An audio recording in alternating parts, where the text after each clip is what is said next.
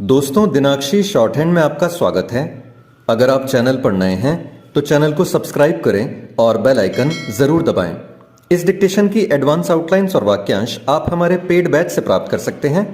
हमारे paid batch में आपको प्रतिदिन सभी डिक्टेशंस की एडवांस आउटलाइंस और वाक्यांश दिए जाते हैं और कुछ ऐसी डिक्टेशंस जो केवल पेड मेंबर्स को ही प्राप्त होती हैं। हमारे पेड बैच को ज्वाइन करने के लिए और बैच के बारे में संपूर्ण जानकारी प्राप्त करने के लिए आप डिस्क्रिप्शन बॉक्स में दिए गए मोबाइल नंबर पर व्हाट्सएप कर सकते हैं। इस डिक्टेशन की डेमो आउटलाइंस आप हमारे टेलीग्राम ग्रुप से प्राप्त कर सकते हैं। तो चलिए डिक्टेशन को स्टार्ट करते हैं। डिक्टेशन 5 सेकंड बाद स्टार्ट होगी। Ready, start. बांग्लादेश के अंतरिम सरकार के गृह मामलों के सलाहकार अर्थात गृह मंत्री सेवानिवृत्त ब्रिगेडियर जनरल सखावत हुसैन ने जिस तरह यह कहा कि वह हिंदुओं की सुरक्षा में नाकाम रहे और उनसे माफ़ी मांगते हैं, उससे यह स्पष्ट है कि शेख हसीना को हटाने के लिए छिड़े आंदोलन के दौरान और उसके बाद हिंदुओं पर बड़े पैमाने पर हमले हुए।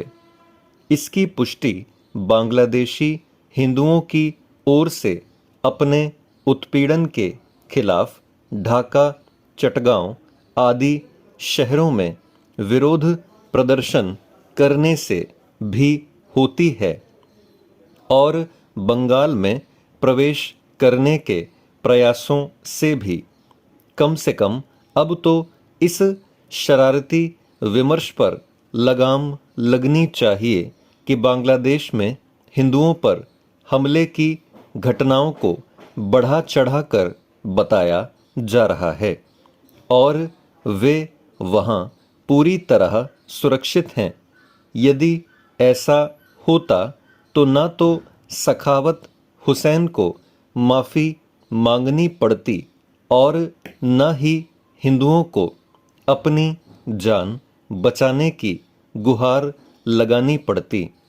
बांग्लादेश में बड़े पैमाने पर हिंदुओं और अन्य अल्पसंख्यकों पर हमले के कारण ही उन्हें बचाने के लिए भारत समेत दुनिया के अनेक देशों में प्रदर्शन किए गए।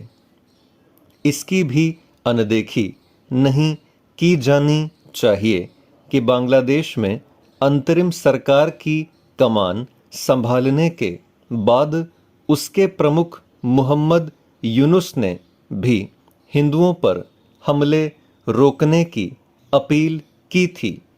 वह हिंदू समाज के नेताओं से मिलने वाले हैं। देखना है कि वह हिंदू समुदाय की सुरक्षा संबंधी मांगों को पूरा कर पाने में समर्थ हो पाते हैं या नहीं।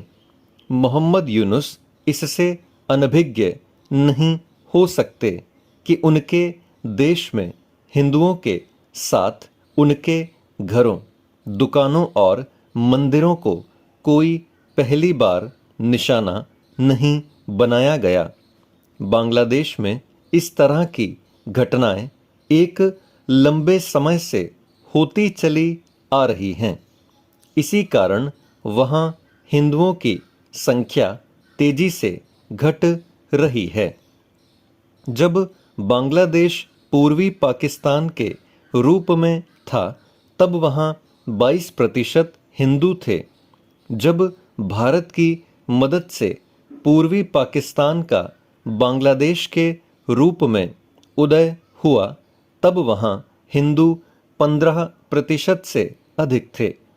आज उनकी संख्या 8% से भी कम रह गई है।